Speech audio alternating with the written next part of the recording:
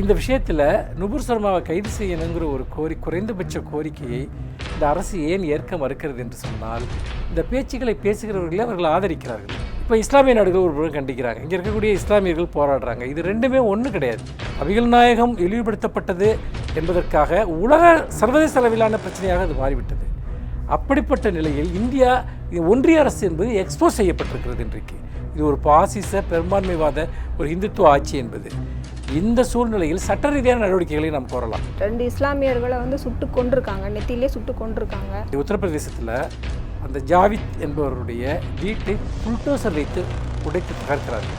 அவர் அந்த போராட்டத்தோடு இருந்தார் என்கிற ஒரே காரணத்திற்காக இஸ்லாமியர்கள் ஏன் இங்கே சிஏஏ மூலமாக திடீரென அகதிகளாக்க மாட்டார்கள்? ஏன் அவர்களுடைய சொத்துக்களை பறிமுதல் செய்ய மாட்டார்கள்?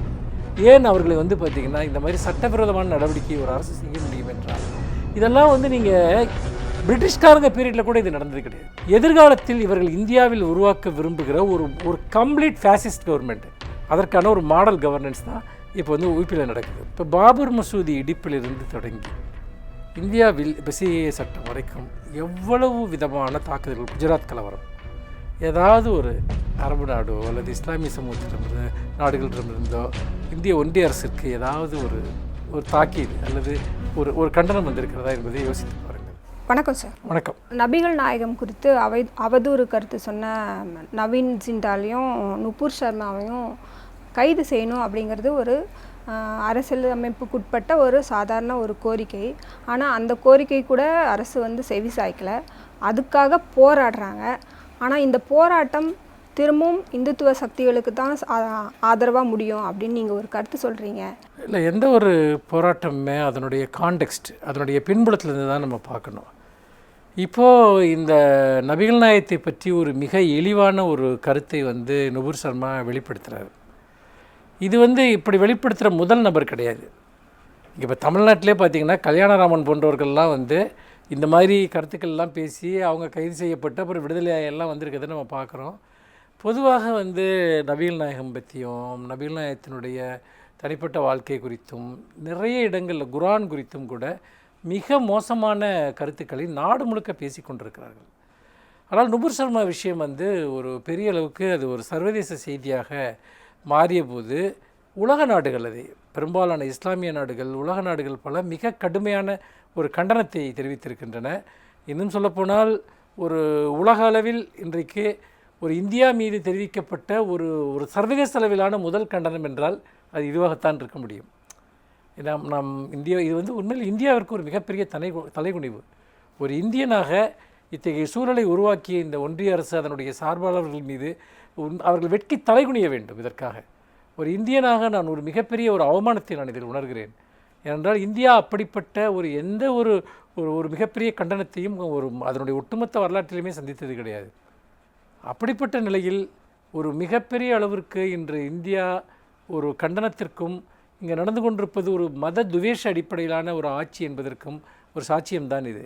அதாவது பொதுவாக நீங்கள் இந்த கைது செய்ய வேண்டும் என்ற கோரிக்கையை எடுத்துக்கொண்டால், இன்றைக்கி நம்ம இந்தியாவில் பார்க்குறோம், பத்திரிகையாளர்கள், சமூக செயற்பாட்டாளர்கள் எவ்வளவு பேர் எந்த சாட்சியமும் இல்லாமல் ஆதாரமும் இல்லாமல் இன்றைக்கு தொடர்ந்து சிறைகளில் பல மாதங்களாக வருடங்களாக கூட வாழ்கிறாங்க. அவங்களுக்கு ஒரு ஜாமீன் கூட கிடைக்கிறதில்ல. நீங்கள் உத்தரப்பிரதேசத்தில் நடந்த பாலியல் வன்கொடுமையை போய் ரிப்போர்ட் செய்ய போன அந்த சித்திக் கப்பான்ங்கிற ஜேர்னலிஸ்ட்டு, அவருக்கு அவர் அவருடைய வேலையை செஞ்சார். அவர் போய் ரிப்போர்ட் பண்ணுறதுக்காக போகிறாரு. அவரை அரெஸ்ட் பண்ணி இன்னும் கூட வெளியே விடாமல் வச்சுருக்காங்க. ஆனால் இந்த விஷயத்தில் நுபுர்ஷர்மாவை கைது செய்யணுங்கிற ஒரு குறைந்தபட்ச கோரிக்கையை இந்த அரசு ஏன் ஏற்க மறுக்கிறது என்று சொன்னால், இந்த பேச்சுக்களை பேசுகிறவர்களே அவர்கள் ஆதரிக்கிறார்கள். இது ஒரு பாயிண்ட்.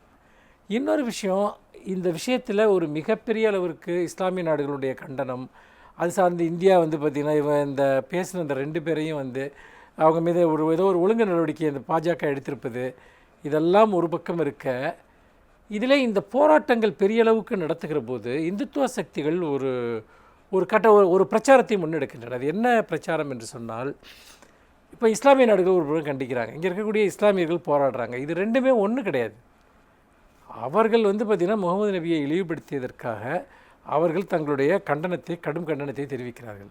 இந்தியாவில் இருக்கக்கூடிய இஸ்லாமியர்கள் தொடர்ந்து தங்களுடைய மத உணர்வுகளும் மத அடையாளங்களும் கொச்சைப்படுத்தப்படுவதற்கு எதிராக தங்களுடைய சிவில் உரிமைகள் கூட பறிபோய் விடுமோ என்கிற நிலையில் சிஏஏயிலிருந்து தொடங்கி பல விஷயங்கள், இப்போ ஹிஜாப்புக்காக நடந்த போராட்டத்தை பார்க்குறீங்க, அதனுடைய ஒரு தொடர்ச்சியாக இந்த போராட்டத்தை முன்னெடுக்கிறாங்க. ஆனால் இப்போ நடக்கிற இந்த போராட்டத்தையும் அரபு நாடுகள் கண்டித்ததையும் இவங்க ஒன்று சேர்க்குறாங்க. எப்படி இந்த இந்துத்துவ சக்திகள் ஒன்று சேர்க்குறாங்க அப்படின்னு சொன்னால், ஏதோ வந்து இந்தியாவை வந்து இந்தியாவுடைய இந்திய தேசியத்தை வந்து முஸ்லீம் நாடுகளும் இங்கே இருக்க முஸ்லீம்களும் ஒன்று சேர்ந்துக்கிட்டு அவங்க வந்து ஏதோ ஒரு நெருக்கடி கொடுக்குற மாதிரி ஒரு தோற்றத்தை உருவாக்குறாங்க. என்னை போன்றவர்களுடைய கவலை என்னென்னா, இங்கே இருக்கக்கூடிய இஸ்லாமிய மக்கள் பெரும்பான்மை இந்து மக்களிடமிருந்து ஒரு அந்நியப்படுத்தப்படக்கூடிய ஒரு சூழல் இதன் மூலமாக வந்துவிடக்கூடாது. இதில் இப்போ டெல்லியினுடைய ஷாகி இமாம், ஜாமா மசூதினுடைய இமாம் அவரே வந்து சொல்கிறார், இந்த போராட்டங்களுக்கு எங்களுக்கும் எந்த சம்பந்தமும் இல்லை, இது உண்மையில் ஓவைசியுடைய அந்த கட்சியினுடைய தூண்டுதலால் இது இருக்கலாம், இந்த போராட்டங்கள் எல்லாம் நிறுத்தப்பட வேண்டும் என்று. இந்த போராட்டங்களை இந்த காலகட்டத்தில் இப்பொழுது நடத்துவது என்பது இஸ்லாமியர்களை அந்நியப்படுத்துகிற தனிமைப்படுத்துகிற ஒரு விஷயமாக மாறிவிடக்கூடாது என்கிற அடிப்படையில் தான் சொல்லப்படுகிறதே ஒழிய, இந்த போராட்டம் தேவையற்றது என்றோ அந்த போராட்டத்தில் நியாயம் இல்லை என்றோ அதற்கு பொருள் அல்ல. எந்த போராட்டத்தையுமே நாம் எந்த காலகட்டத்தில் எதிரிகள் நம்முடைய போராட்டத்தை பயன்படுத்தி விடக்கூடாது. அதாவது அந்த போராட்டம் என்பது நமக்கு பயன்பட வேண்டும், நம்முடைய உரிமைகளுக்காக பயன்பட வேண்டும்.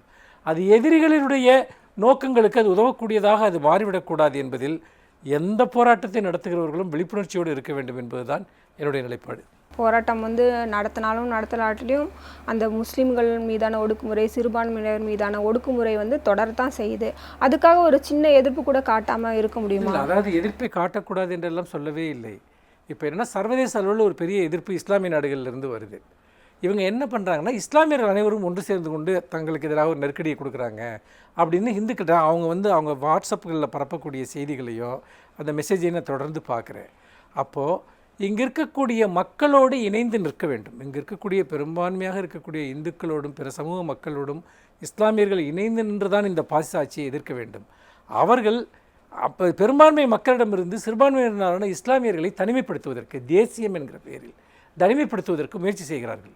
அதற்கான ஒரு வாய்ப்பை நாம் அதிக அளவில் கொடுத்து பாருங்கள், வன்முறை சம்பவங்கள் நடக்கின்றன. இந்த வன்முறை சம்பவங்களை யார் நடத்துகிறார்கள், அதற்கு பின்னால் யார் இருக்கிறார்கள் என்பதையெல்லாம் நம்மளால் நிச்சயிக்க முடியவில்லை. அப்படி பார்க்குற போது இப்போ நம்ம சிஏஏ போராட்டம், அதை நான் முழுமனதோடு நான் அந்த போராட்டத்தோடு நின்றேன். அதற்காக எவ்வளவோ பேசியிருக்கிறேன், எழுதியிருக்கிறேன். ஹிஜாப் விஷயத்தில் கூட முழுக்க அந்த போராட்டத்தில் இருக்கக்கூடிய அந்த தேவையை, அந்த போராட்டத்திற்கான தேவையை நம்ம சொன்னோம். இப்போது நபிகள்நாயகம் இழிவுபடுத்தப்பட்டது என்பதற்காக சர்வதேச அளவிலான பிரச்சனையாக அது மாறிவிட்டது. அப்படிப்பட்ட நிலையில் இந்தியா, ஒன்றிய அரசு என்பது எக்ஸ்போஸ் செய்யப்பட்டிருக்கிறது. இன்றைக்கு இது ஒரு பாசிச பெரும்பான்மைவாத ஒரு இந்துத்துவ ஆட்சி என்பது. இந்த சூழ்நிலையில் சட்ட ரீதியான நடவடிக்கைகளை நாம் கோரலாம், வழக்கு தொடுப்பது, இது போன்ற விஷயங்களை செய்யலாம். ஆனால் சட்ட நடவடிக்கை கூட வந்து தயாராக இல்லை அப்படிங்கிறதுனால தான் வீதியில் வந்து போராடுறாங்க. சிஏல எப்படி வன்முறைகள் தூண்டப்பட்டதோ அதே போல் இந்த போராட்டங்களையும் வன்முறை தூண்டப்பட்டதாக சொல்கிறாங்க.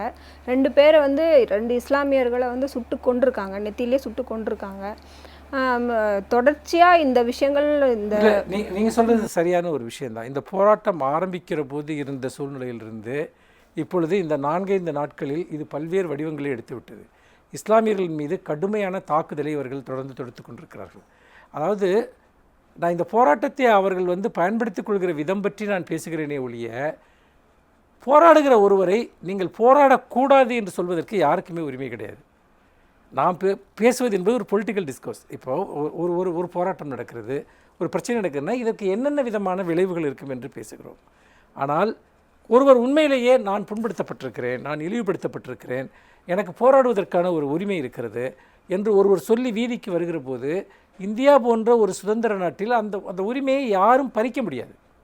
ஆனால் நீங்கள் இப்பொழுது என்ன நடந்து கொண்டிருக்கிறது என்று பாருங்கள். இன்றைக்கி உத்தரப்பிரதேசத்தில் அந்த ஜாவித் என்பவருடைய வீட்டை புல்டோசர் வைத்து உடைத்து தகர்க்கிறார்கள். அவர் அந்த போராட்டத்தோடு இருந்தார் என்கிற ஒரே காரணத்திற்காக.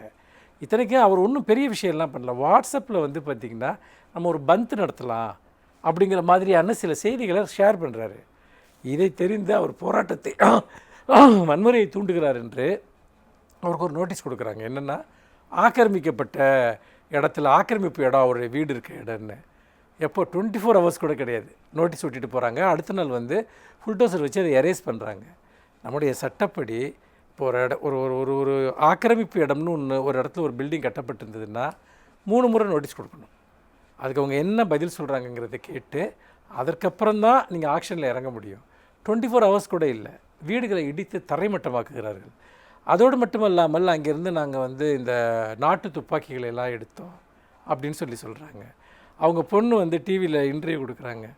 இந்த செய்தி எங்களால் கற்பனை கூட பண்ண முடியவில்லை. எங்கள் வீடு இடிக்கப்பட்ட போது நாங்கள் தொலைக்காட்சியில் அந்த சம்பவத்தை பார்த்து கொண்டிருந்தோம். அங்கே எங்களுடைய புத்தகங்களும் எங்களுடைய பள்ளி புத்தகங்கள் கல்லூரி புத்தகங்களும் எங்களுடைய ஸ்கூல் சர்டிஃபிகேட்ஸும் தான் அங்கே இருந்தது. அதை தான் நாங்கள் பார்த்துக்கிட்டு இருந்தோம் அப்படின்னு. அப்போது ஃபேப்ரிகேட்டட் எவிடன்ஸை வந்து கிரியேட் பண்ணுறது, அவர்களை வன்முறையாளர்களாக சித்தரிப்பது, இதை வழக்கமாக கொண்டிருக்கிறார்கள்.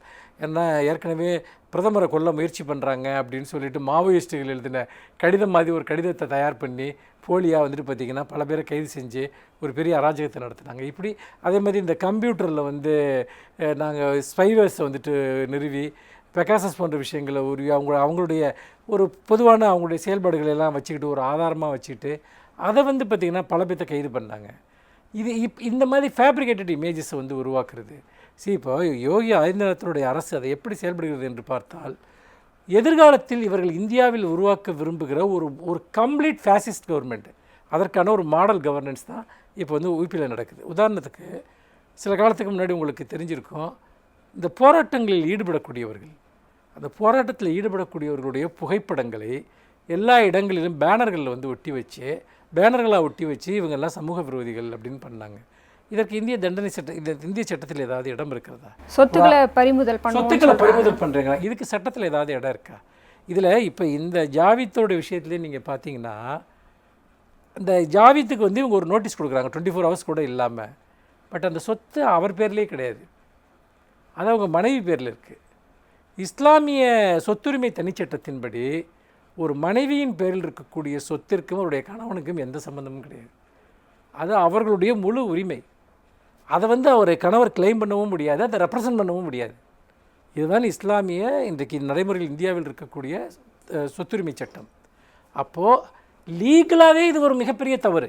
அதாவது நீங்கள் அவருடைய மனைவி பேரில் இருக்கக்கூடிய ஒரு ப்ராப்பர்ட்டிக்கு அதை எரேஸ் பண்ணுறதுக்கு அவர் கணவர் பேரில் நோட்டீஸ் கொடுத்ததுங்கிறது இவ்வளவு அவசரமாகவும் ஆவேசமாகவும் செய்ய வேண்டியது ஒரு ஒரு ஒரு போலியாக உருவாக்கப்பட்ட ஒரு நோட்டீஸ். அதை வைத்துக்கொண்டு இன்றைக்கி இதை பண்ணுறாங்கன்னு சொன்னால் நீங்கள் நன்றாக யோசித்து பாருங்கள். இஸ்லாமியர்கள் ஏன் வந்து இங்கே சிஏஏ மூலமாக திடீரென அகதிகளாக்க மாட்டார்கள்? ஏன் அவர்களுடைய சொத்துக்களை பறிமுதல் செய்ய மாட்டார்கள்? ஏன் அவர்களை வந்து பார்த்திங்கன்னா இந்த மாதிரி சட்டவிரோதமான நடவடிக்கையை ஒரு அரசு செய்ய முடியும் என்றால், இதெல்லாம் வந்து நீங்கள் பிரிட்டிஷ்காரங்க பீரியடில் கூட இது நடந்தது கிடையாது. இந்த மாதிரியான விஷயங்கள் பிரிட்டிஷ்காரங்க இந்திய சுதந்திர போராட்ட காலகட்டத்தில் பல ஒடுக்குமுறைகளை பண்ணாங்க.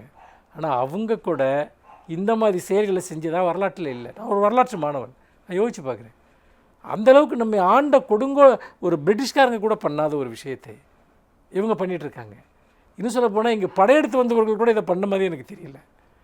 அப்போ இதற்கு பின்னால் இருக்கக்கூடிய ஒரே விஷயம் என்னன்னு கேட்டால், வரப்போகிற 2024 தேர்தலுக்கு இந்தியாவை இப்பொழுதே தயாரிக்க ஆரம்பித்து விட்டார்கள்.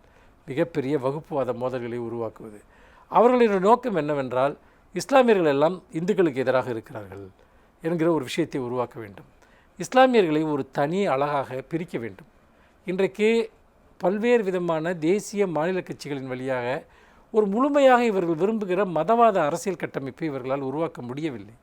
ஆனால் இந்த உணர்வுகளை, இந்த மோதல்களை உருவாக்க நடுநிலையாக இருக்கக்கூடியவர்கள் அல்லது இந்த மத அரசியலை தாண்டி இருக்கக்கூடியவர்கள் கூட இந்துக்கள் தாக்கப்படுகிறார்களோ அல்லது இவர்கள் வந்து பார்த்திங்கன்னா இந்த நாட்டில் வந்து அவங்க சட்டத்துக்கு இஸ்லாமியர்கள் உட்பட மறுக்கிறார்களோ என்றெல்லாம் ஒரு பிம்பத்தை இடைவிடாமல் கட்டமைக்கிறார்கள்.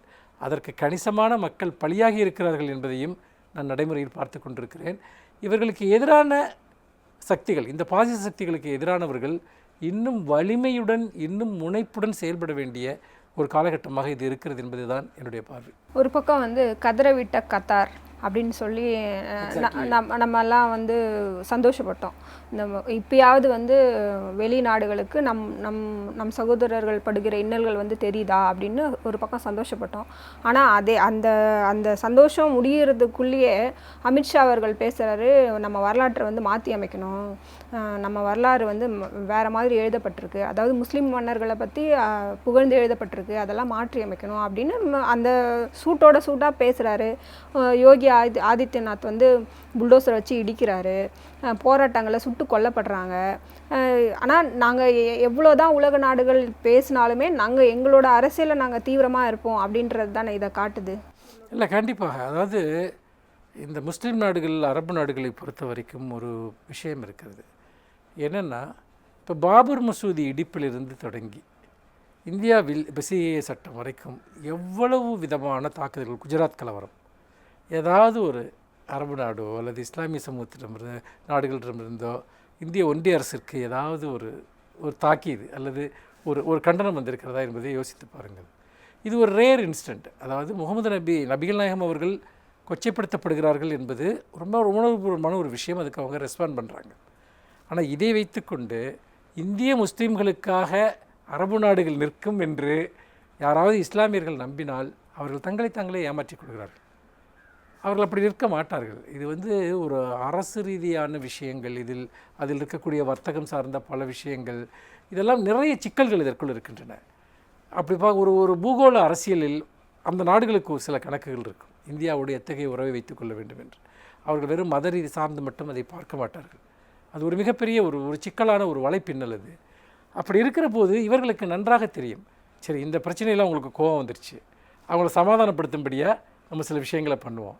ஆனால் மற்றபடி இவங்க முன்னெடுக்கக்கூடிய எந்த இந்துத்துவ அஜெண்டாவை பற்றியும் அவர்கள் கவலைப்பட போவது கிடையாது. அதனால்தான் நான் சொல்கிறேன், இங்கே இருக்கக்கூடிய இந்துக்களோடு இணைந்து நின்று இஸ்லாமியர்கள், அதே போல் இந்துக்களும் இஸ்லாமியர்களோடு இணைந்து நின்று நாம் ஒரு சிவில் சமூகம், நாம் ஒரு ஜனநாயக சமூகம் என்பதை நிறுவ வேண்டிய ஒரு கடமை இருக்கிறது என்று அமித்ஷாவுடைய விஷயத்திற்கு வருவோம். இந்த அமித்ஷாவுடைய விஷயத்தை நீங்கள் எடுத்துக்கொண்டால் வரலாற்றை பற்றி அவர்கள் சொல்ல விரும்புவதெல்லாம் ஒன்றே ஒன்றுதான். வரலாறு என்பது தாங்கள் கட்டமைக்க விரும்புகிற ஒரு வரலாறாக இருக்க வேண்டும். ஒரு ஹிந்துத்துவா நேஷனலிசம், அதாவது இங்கு ஒரு ஹிந்துத்துவா ஒரு ஹிந்து மதத்தை அடிப்படையாக கொண்ட ஒரு தேசம் இங்கு இருந்தது. அங்கு ஒரு ஹிந்துத்துவா நேஷனலிசம் இருந்தது. வெள்ளைக்காரர்கள் காலத்திற்கு முன்பே அது இருந்தது என்று அவர்கள் கட்டமைக்க விரும்புகிறார்கள்.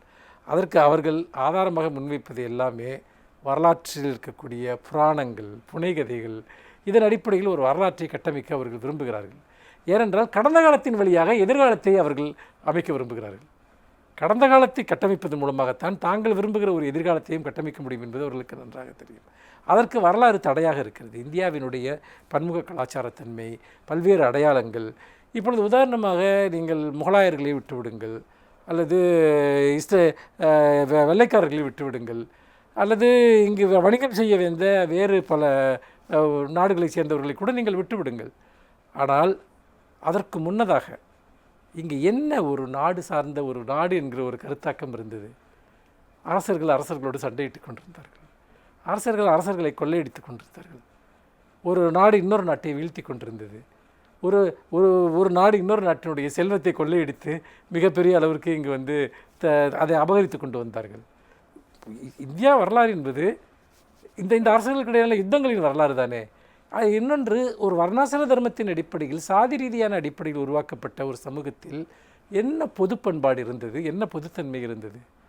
நீங்கள் மக்களுக்கு இருந்த சொத்துரிமையிலிருந்து, வழிபாட்டு உரிமையிலிருந்து, பண்பாட்டு உரிமையிலிருந்து எல்லாமே பார்த்தால், ஒன்று மொழி ரீதியாக மக்கள் தனித்தனி தேசங்களாக இருந்தார்கள், இன ரீதியாக தனித்தனி தேசங்களாக இருந்தார்கள். அதே போல் சமூகத்திற்குள்ளாகவே பல்வேறு அடுக்குகள், பாலின சமத்துவம் இல்லாத, ஒரு சாதிகளுக்கிடையே சமத்துவம் இல்லாத ஒன்று தான் இங்கு முகலாயர்கள் வருவதற்கு முன்பும் இருந்தது, ஆங்கிலேயர்கள் வருவதற்கு முன்பும் இருந்தது. அப்படி பார்க்குற போது இந்தியா என்று இவர்கள் கட்டமைக்க விரும்புகிற தேசம் எங்கே இருந்தது, அதனுடைய நிலப்பரப்பு என்ன, அதை ஆண்டவர்கள் யார், அதற்கான பொதுத்தன்மை என்ன? பின்னர் சில பேரரசுகளை சிலர் உருவாக்குகிறார்கள். இப்போ அசோகர் போன்றவர்கள் எல்லாம் உருவாக்குகிறார்கள். அப்போ ஒரு குப்த பேரரசு, மௌரியர்களுடைய பேரரசுகள் எல்லாம் இருந்தன. அதனுடைய எல்லைகள் எல்லாம் நீங்கள் எடுத்து பார்த்தீர்கள் என்றால் மிகவும் தெளிவாக வரையறுக்கப்பட்டிருக்கின்றன. ஒரு குறிப்பிட்ட காலம் மட்டுமே நீடித்து மறைந்து போன பேரரசுகளாக அவை இருந்திருக்கின்றன. அப்படி என்றால் ஒரு பரந்துபட்ட அளவில் முதலில் பிரிட்டிஷ்காரர்கள் தான் இதை உருவாக்குகிறார்கள். அப்போது கூட ஒரு சமஸ்தானங்களாக, தனித்தனி அலகுகளாகத்தான் இங்கு இந்தியா இருந்திருக்கிறது. இந்தியா என்ற ஒரு அடையாளம் இந்திய சுதந்திரத்தின் போது தான் உருவாகிறது, சமஸ்தானங்கள் எல்லாம் இணைக்கப்பட்டு. இவர் சொல்கிற இந்திய பண்பாடு என்பது எங்கே இருந்தது? இதில் வரலாற்றாசிரியர்களை பற்றி இவர்கள் குறிப்பிடுகிறார்கள். வரலாற்றை பொறுத்த வரைக்கும் எந்த இந்திய அரசர்கள் முறையான ஒரு வரலாற்றை எழுதியிருக்கிறார்கள்? எந்த நாடு எழுதியிருக்கிறது? இப்பொழுது நமக்கு தமிழ்நாட்டினுடைய சேர சோழ பாண்டியர்கள், சங்க இலக்கியம் இதெல்லாம் பற்றி நாம் ஒரு வரலாற்றை உருவாக்குகிறோம் என்றால் முதல்நிலை ஆதாரங்கள் என்று சொல்லப்படக்கூடிய அகழ்வாராய்ச்சிகள், செப்பேடுகள், அதே போல் நாணயங்கள், கல்வெட்டுகள், இதனுடைய அடிப்படையில் நாம் ஒரு வரலாற்றை எழுதுகிறோம். அதை எப்படி இணைக்கிறோம் என்றால் இலக்கிய பிரதிகள் கொடுக்கக்கூடிய அந்த தரவுகளில் இருந்து, அதை இரண்டாம் நிலை தரவுகள் என்று ஆய்வாளர்கள் குறிப்பிடுகிறார்கள். என்றால் இலக்கிய பிரதிகள் இருப்பதை முழுமையாக வரலாற்று தரவுகளாகவும் எடுத்துக்கொள்ள முடியாது. அப்படி என்று சொன்னால் இப்பொழுது நாம் ஒரு மதுரையை பற்றி ஒன்றை கட்டமைக்கிறோம் என்று சொன்னால் கிடைத்திருக்கக்கூடிய சான்றுகள், அதோடு இப்பொழுது சிலப்பதிகாரம் போன்ற காப்பியங்கள் நமக்கு வளர்க்கக்கூடிய சான்றுகளோடு இணைத்து நாம் ஒரு வரலாற்று சித்திரத்தை உருவாக்குகிறோம். பிற நாடுகளிலிருந்து கூட நமக்கு அதுக்கான சில சான்றுகள் கிடைக்கின்றன. இப்பொழுது கீழடி போன்றவற்றிலிருந்தெல்லாம் நிறைய சான்றுகள் கிடைக்கின்றன. அப்படி பார்க்குற போது முகலாயர்களை பற்றித்தான் அதிகமாக எழுதப்பட்டிருக்கிறது என்று சொன்னால் ஏன் சத்ரபதி சிவாஜியை பற்றி எழுதப்படவில்லையா? அசோகரை பற்றி எழுதப்படவில்லையா? குப்த சாம்ராஜ்யத்தை பற்றி எழுதப்படவில்லையா? இதுவே அப்போ இவர்கள் என்ன இங்கு ஒரு பிரச்சனை என்று சொன்னால், முகலாயர்களுடைய வருகை என்பது இந்திய சுதந்திரத்திற்கு முன்பு இருந்த ஒரு சமீப காலத்திய நிகழ்வு. அப்பொழுது நீங்கள் எப்பொழுதுமே உங்களுக்கு மிகவும் பின்னோக்கி செல்கிற வரலாற்று சான்றுகள், நமக்கு வரலாறு எழுதுகிற பழக்கம் கிடையாது. இலக்கிய பிரதிகள் தான் ஒரே ஆதாரமாக இருக்கின்றன, கல்வெட்டுகள் போன்ற விஷயங்கள் இருக்கின்றன, புதைப்பொருள் இருக்கின்றன. ஆனால் வரலாற்றை தொகுக்கிற ஒரு முறைமை என்பது, அதற்கான நிகழ்கால சான்றுகள் என்பது முகலாயர்கள் விட்டு சென்ற அடையாளங்கள். இப்பொழுது நீங்கள் டெல்லிக்கு போனால் முகலாய சாம்ராஜ்யத்தினுடைய பல்வேறு விஷயங்களை நீங்கள் நேரடியாக பார்க்கிறீர்கள். அதையெல்லாம் அழிக்க வேண்டும் என்பதற்காகத்தான் இவர்கள் இந்த ஒரு அரசிற்கு சொந்தமான நிலமாக இதையெல்லாம் அவர்கள் கை கொண்டு ஒரு பெரிய அளவிற்கு புதிய கட்டுமானங்களை உருவாக்குவதற்கு பார்லிமெண்ட் கட்டிடம் அது இது என்று என்னால் செங்கோட்டை என்கிற ஒரு அடையாளத்தை அவர்கள் அழிக்க விரும்புகிறார்கள். இது எல்லாவற்றையும் அழிப்பதற்கான ஒரு முயற்சிகள் எல்லாம் அங்கு நடக்கின்றன. அப்படி இருக்கிற போது முகலாய சாம்ராஜ்யத்திற்கு குறித்த ஏராளமான சான்றுகள் நம் முன்னால் இருக்கின்றன. பிரிட்டிஷ்காரர்கள் தான் முறையான வரலாற்றை இங்கு தொகுத்து எழுத ஆரம்பிக்கிறார்கள். ஆங்கிலேய வரலாற்று ஆசிரியர்கள் தான் எழுத ஆரம்பிக்கிறார்கள். அப்படி எழுத ஆரம்பிக்கிற போது இந்த சான்றுகள் முன்னிலை பெறுகின்றன. ஆனால் இன்றைக்கு இவர்கள் யாரையெல்லாம் வைத்து கொண்டாடுகிறார்களோ அவர்கள் எல்லாமே பிரிட்டிஷ் ஆட்சியாளர்களால் தொகுத்து எழுதப்பட்டவர்கள் தான். அந்த அரசர்கள், அவர்களுடைய காலகட்டம், பண்பாடு, இது எல்லாவற்றையும் பற்றி நம்மை பற்றி அதிகம் எழுதவில்லை என்று சொன்னால் என்ன சான்றுகள் இருக்கிறதோ அது எல்லாம் தொடர்ந்து பதிவு செய்யப்பட்டிருக்கின்றன. இவர்கள் என்ன விரும்புகிறார்கள் என்று சொன்னால் இந்த தரவுகளை எல்லாம் தங்களுடைய சமூக அரசியல் நோக்கத்திற்கு ஏற்ப கட்டமைக்க விரும்புகிறார்கள். இதுதான் பிரச்சனை. அதற்கு இஸ்லாமியர்களுடைய வரலாறு ஒரு தடையாக இருக்கிறது. இந்தியா ஒரு பன்முகத்தன்மை கொண்ட கலாச்சாரம், ஒரு ப்ளூரலிஸ்டிக் ஒரு கல்ச்சுரல் லேண்ட் அது. அப்படி பார்க்குற போது இந்த தன்மையை மறுத்துவிட்டு சமஸ்கிருதம், வேதகாலம், இது போன்ற அடிப்படையில் அவர்கள் ஒரு கற்பனை இந்தியாவை உருவாக்க விரும்புகிறார்கள். அதுதான் இவர்கள் எழுத விரும்புகிற வரலாறு. நந்தினி, நீங்கள் ஒரு விஷயம் பாருங்கள். இவர்கள் வரலாற்றை எழுத விரும்புகிற நோக்கத்தை, இந்திய வரலாற்றை மாற்றி எழுதுவதற்காக போன ஆண்டு என்று நினைக்கிறேன் ஒரு குழு அமைத்தார்கள். அந்த குழுவில் 15 பேரில் ஒரு தென்னிந்தியர் கூட கிடையாது. இது எப்படி நீங்கள் பார்த்திங்கன்னா தென்னிந்தியர்களை விட்டு நீலகண்ட சாஸ்திரியிலிருந்து எத்தனை பேர் இன்றைக்கு எவ்வளோ பெரிய ஆழமான ஆய்வுகளை என்று கே பிள்ளையினுடைய ஆய்வுகள் இருக்கின்றன, எவ்வளவு ஆழமான ஆய்வுகள் என்று தமிழர்களுடைய வரலாற்றை பற்றி இருக்கிறது. ஆனால் இங்கிருந்து ஒரு வரலாற்று ஆசிரியர் கூட இல்லாமல் முழுக்க ஒரு வட கொண்டு ஒரு வரலாற்றை அவர்கள் எழுதுகிறார்கள். இதே தான் கீழடி விஷயத்தில். இதற்காக கீழடியை அவசரமாக மூடுவதற்காக இவ்வளவு முயற்சி எடுக்கிறார்கள். இனவாத பரிசோதனை நாங்கள் செய்ய போகிறோம் அப்படின்னு அறிவிப்பு கூட ஒன்று வந்தது. இதை எப்படி பார்க்குறீங்க? இல்லை, இது என்னன்னு கேட்டிங்கன்னா, இது முழுக்க ஒரு பிரச்சார உத்தியோடு மட்டும்தான் இதை முன்னெடுக்க வைக்கும். எந்த பரிசோதனையும் இவங்க செய்ய முடியாது, செய்ய போகிறதில்ல. ஆனால் இந்த மெசேஜஸை பாஸ் பண்ணிக்கிட்டே இருக்காங்க. இப்போ நம்ம இதை இங்கே உட்காந்து பேசுகிறோம். இது ஒரு காமன் மேனுக்கு வேறு விதமாக போய் சேர்ந்துருக்கு. இப்போ நம்ம போன்ற ஊடகங்கள், நம்ம பத்திரிகையாளர்கள், இவர்கள் நம்ம விவாதிக்கிற தளம் என்பது வேறு. இது ஒரு வாட்ஸ்அப் மெசேஜில் இது எப்படி போய் சேருதுங்கிறத நீங்கள் பார்த்தீங்கன்னா லட்சக்கணக்கானோர்கிட்ட இந்த மாதிரி பாய்சனை பரப்புகிறாங்க. இந்திய தூய்மைவாதம், இந்த மாதிரி பல விஷயங்களை அவங்க பரப்பிக்கிட்டே இருக்காங்க. வேறு எந்த விதமான விஷயங்களையும் படிக்காத, எந்த ரெஃபரன்ஸும் இல்லாத பொதுமக்கள் நிறைய பேர் இதை நம்புகிறாங்க. நம்ம மக்களை வரலாற்று ரீதியாக ஒரு மிகப்பெரிய அளவு எஜுகேட் பண்ணுறதுங்கிறது ஒரு பெரிய பணி. ஆனால் இவர்கள் ஒரு வரலாற்று எஜுகேஷனை நடத்தி கொண்டிருக்கிறார்கள். அதற்கு எதிரான ஒரு ஆல்டர்னேட்டிவ் ப்ரோக்ராம் வந்து இன்றைக்கு முற்போக்கு சக்திகளிடம் ஜனநாயக சக்திகளிடம் இன்னும் முழுமையாக இல்லை என்பதைத்தான் நான் இங்கே வருத்தத்துடன் பதிவு செய்ய விரும்புகிறேன். பெரும்பாலும் ஒத்த சிந்தனை உள்ளவர்களுக்குத்தான் என்ற கருத்துக்கள் பகிரப்படுகின்றன. அதாவது வந்து பார்த்திங்கன்னா, நான் ஒரு விஷயத்தை வந்து நான் என்னுடைய ஒரு ஃபேஸ்புக்லேயோ அல்லது என்னுடைய சோஷியல் மீடியா பேஜ்லேயோ எழுதுறேன்னா அதை அநேகமாக பகிரக்கூடியவர்கள், என்னை எதிர்க்கிறவர்கள் அதை படிப்பார்கள், அல்லது என்னை ஆதரிக்கக்கூடியவர்கள் அதை பகிர்வார்கள். இது 2 தான் நடக்கிறது. ஆனால் காமன் பீப்புள் இதில் எல்லாம் வந்து பார்த்திங்கன்னா எந்த விதமான இந்த டயலாக்குள்ளேயும் இல்லாதவங்க கிட்ட இது ஒரு வெள்ளம் போல் இது போன்ற ப்ரொபகண்டா போய் சேருது. இப்போ ஒரு சின்ன உதாரணம் சொல்கிறேன். இங்கே நடந்த அந்த ஒரு மதமாற்ற விஷயம், ஒரு பொண்ணு சூசைட் பண்ணிக்கிட்டா இல்லையா, இந்த விஷயத்தை வந்து ஒரு அதனுடைய வாட்ஸ்அப் ஆர்பி மூலமாக மிகப்பெரிய அளவுக்கு எடுத்துகிட்டு போகிறாங்க. இன்றைக்கி போய் யார்கிட்ட கேட்டாலும் சொல்லுவாங்க அந்த பொண்ணை மதமாற்ற முயற்சி பண்ணாங்க, அதனால் அந்த பொண்ணு சூசைட் பண்ணிக்கிச்சின்னு. ஆனால் அதுக்கப்புறம் ஃபேக்ட்ஸ் எல்லாம் கண்டுபிடிச்சி அப்படி ஒரு விஷயம் நடக்கவே இல்லைன்னு ஊடகங்களில் செய்தி வெளியிட்டோம். அது எதுவுமே போய் சேரல. ஒரு சின்ன குரூப்புக்கிட்ட அது போய் சேர்ந்துச்சு, அவ்வளோதான். எப்படி ஒரு ஒன் சைடடாக ஒரு நியூஸ் ஃப்ளோ இங்கே நடந்துகிட்டு இருக்குங்கிறதுக்கு ஒரு உதாரணம் நான் சொல்கிறேன். அவர்கள் வெவ்வேறு பெயர்களில் இயங்குகிறார்கள். சமூக நலக்குழுக்கள் என்ற பெயரில் இறங்குகிறார்கள், சுற்றுச்சூழல் சார்ந்த பார்வைகளை வைப்பவர்கள் போல இயங்குகிறார்கள். இப்படி அவர்கள் நேரடியாக நாங்கள் RSS பாஜக என்றெல்லாம் சொல்லிக்கொண்டு பிரச்சாரம் செய்வதில்லை, இந்துத்வா என்றெல்லாம். அவர்கள் வெவ்வேறு விதமான அடையாளங்களில், முகமூடிகளில் ஒரு கடைசி மனிதன் வரைக்கும் இந்த விஷயத்தை கொண்டு போய் சேர்க்கிறார்கள். இந்த சூழ்நிலையில்தான் நாம் இவர்கள் முன்னெடுக்கக்கூடிய இந்த இனவாத பரிசோதனையோ இது போன்ற விஷயங்களோ இதையெல்லாம் வேறு வேறு வடிவங்கள் கொண்டு போய் சேர்த்து கொண்டே இருக்கிறார்கள். இன்றைக்கு இந்த இஸ்லாமிய நாடுகள் தெரிவித்த இந்த கண்டனத்தையே முஸ்லீம் நாடுகளெல்லாம் சேர்ந்து கொண்டு இந்தியாவை கார்னர் செய்கிறது என்கிற ஒரு தேசியவாத பிரச்சனையாக இன்றைக்கு அவர்கள் முன்னெடுத்து கொண்டிருக்கிறார்கள். நாம் பத்திரிகைகளில், ஊடகங்களில் வருகிற செய்திகளைத்தான் நாம் ஒரு காலத்தில் செய்திகளாக பார்த்து கொண்டிருந்தோம். இன்றைக்கு செய்தியினுடைய தன்மையும் செய்தியை மக்கள் நுகர்கிற தன்மையும் முற்றிலுமாக மாறிவிட்டது. 5% மக்கள் கூட மைய நீரோட்ட ஊடகங்களில் வரக்கூடிய செய்திகளை கவனிப்பதில்லை. இதுதான் யதார்த்தம். நன்றி சார். வணக்கம்.